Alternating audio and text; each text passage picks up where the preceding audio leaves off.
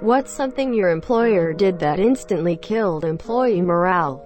One of our senior employees asked for a raise because it had been a few years since he had had one, and he was doing a great job.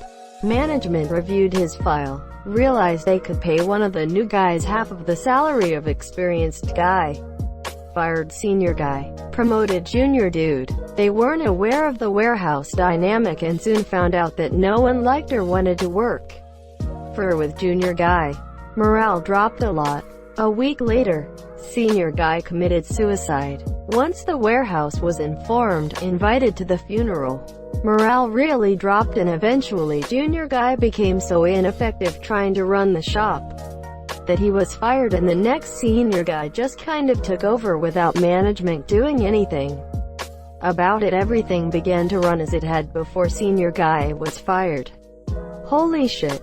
This is why most developed countries have unfair dismissal laws. Banned smartphones in the break room to force us to talk to one another and build camaraderie. Ends up we didn't like each other that much. How is that allowed? It's your break. They can't force you to do anything on your break, can they? Legally no, but they can make it a cell phone free area. Edit ad. While I am not certain about suppression of signals to be illegal, they can make it a condition upon entry to a controlled area handover. Lockup. Leave somewhere secure before entry. No raises or bonuses this year due to company performance. But I will make it up to you by taking the whole company to the lake for a trip on my new 30-feet boat. Business had been running for 3 years and many of the employees had been there from the beginning without getting a pay rise. After some requests, the company announced that there would be a review of everyone's pay. Called in each worker to discuss.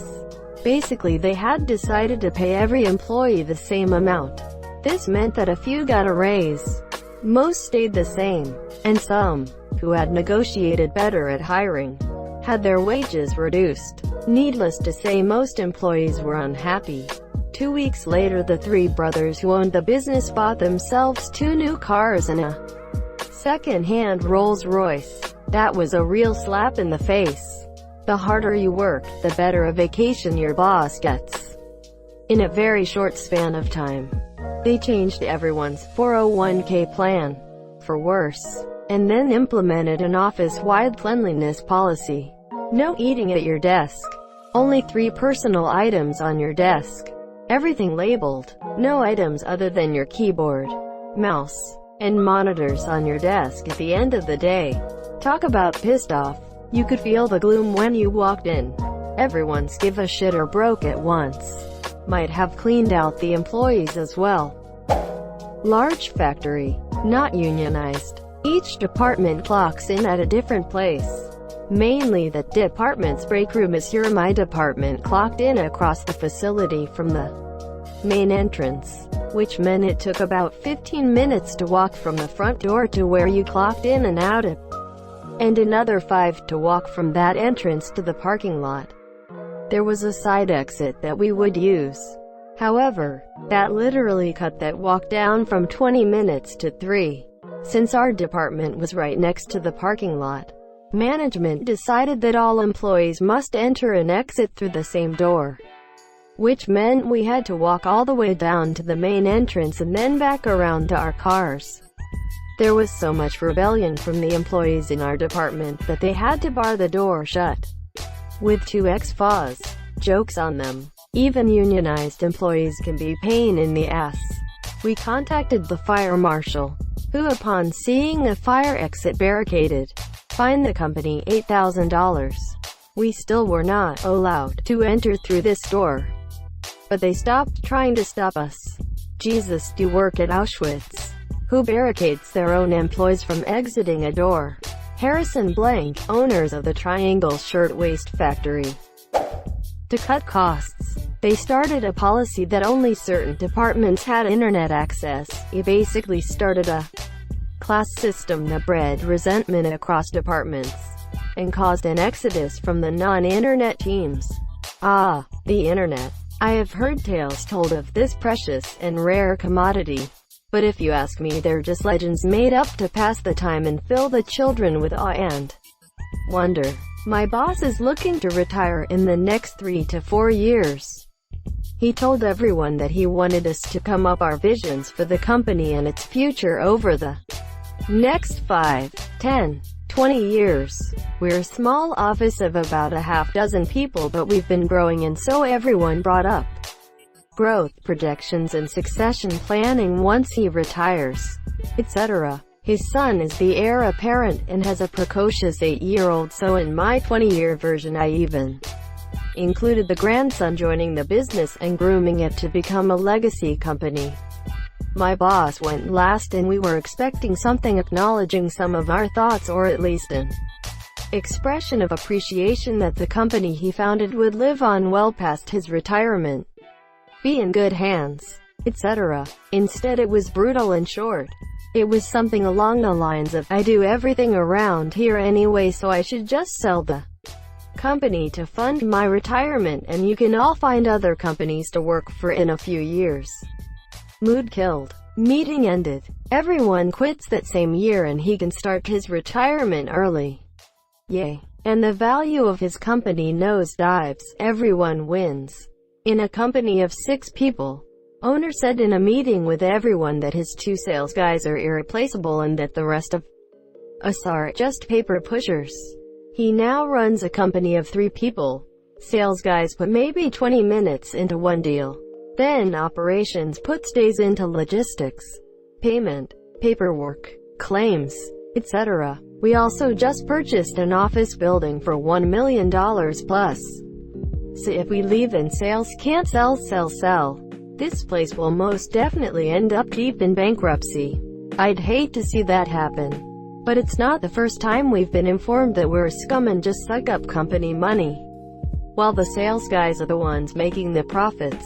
Try working in IT. That attitude is just the standard state of being. It's a job where if you work absolutely perfectly, you're totally invisible and only appear on the radar when something fucks up. Just a few weeks ago we did a major office move. My department worked back-to-back 12 to 18-hour days to get everything moved over, which we managed with less half a day's downtime. And we were moving the company's main data center.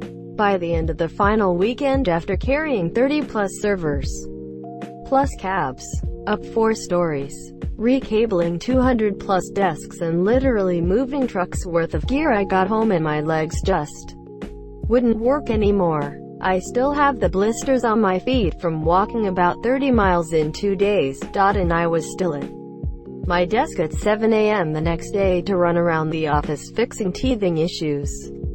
Then, a few days ago, the country chief got the whole office together to thank everyone for their hard work. He had a stack of envelopes with thank you card 50-pound vouchers in them. Monsieur, everyone who volunteered to help with the move got one, including the people who volunteered to have an early snoop around the new office. Spent 30 minutes on site and did precisely fuck all. You know who didn't get a mention or an envelope? Anyone in IT. The people who were there working unpaid overtime until 2 a.m. for weeks. Ouch. That's awful. As someone who doesn't know dick about computers and relies on IT folks all the time, I wanted to say thanks, but I know that's not the same. Should come from your employer with a nice card full of money and a day off. We were once in the middle of a very stressful period of work, and everyone was feeling it. However, one afternoon, an offhand comment turned into a conversation that we all got involved with and led to a few laughs. My manager, returning from a meeting, piped up, "Oh, we finished tomorrow's work.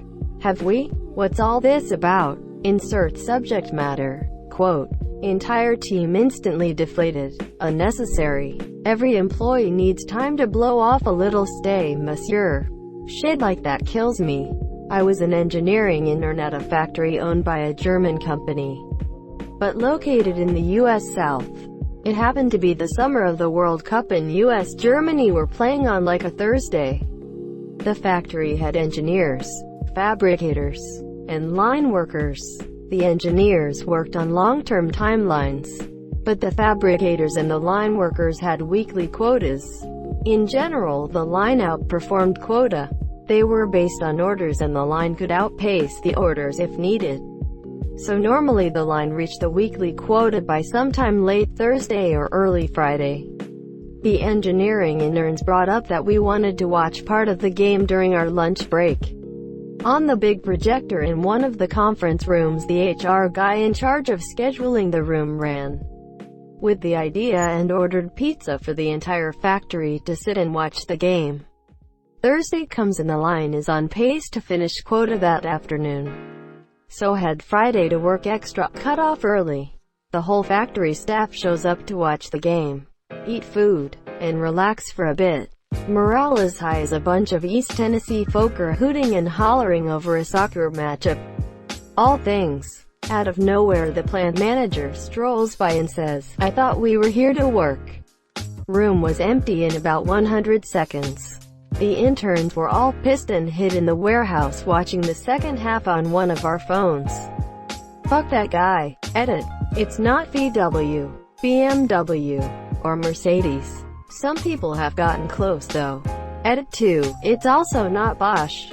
But some people in the comments have gotten it correct. Former teacher. The administrators at my school were usually pretty chill, but had a habit of randomly coming up with minor rules that they wouldn't enforce for us.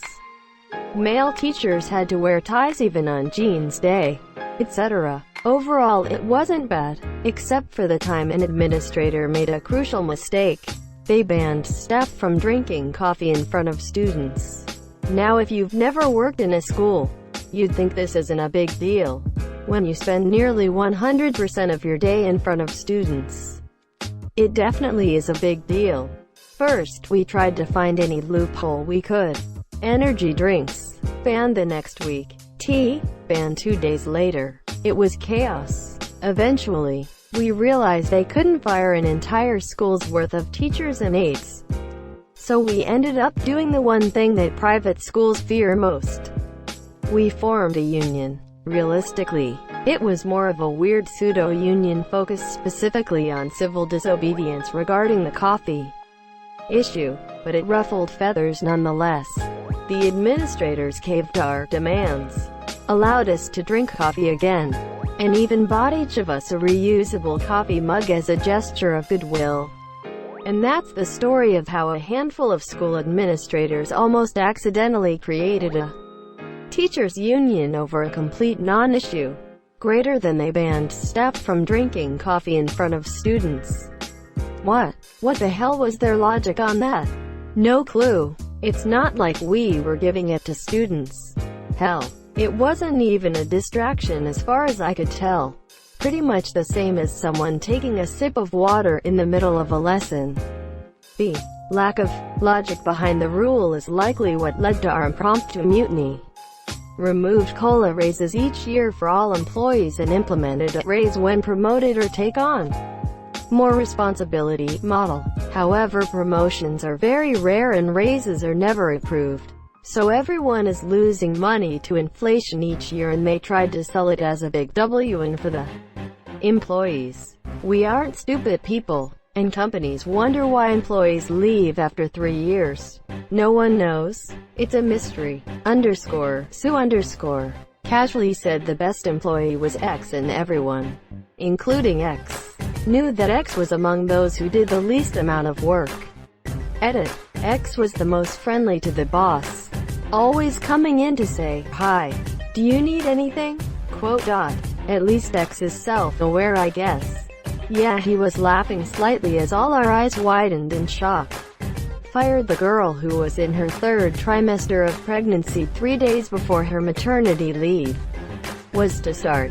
My wife was let go after she announced her pregnancy to her manager. And approximately when she would need maternity leave, she was told that they'd rather replace her than deal with a pregnant employee, and all that goes with that. A well-worded letter from our attorney got her 1 year severance and 2 years medical coverage for her and the baby.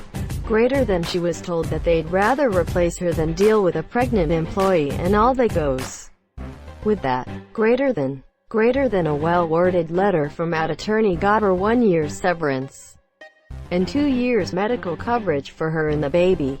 How can management be this colossally stupid? For real. There is a list of like a dozen things that you aren't allowed to fire people for, and literally anything else is fair game. He could have fired her for eyeballing him across the room, or for wasting oxygen, or because he suspected she might be a gray alien. As long as they don't specifically say that it's because she's a woman, black, pregnant, old, French, there would be no problem, monsieur. I don't think that's even legal. It's not. AutoZone did this to a woman a few years ago and she sued and settled for like 18 million if memory serves. It was part of the reason they didn't give us a raise that year, because of unforeseen labor costs. According to the memo, greater than labor costs. I see what you did there.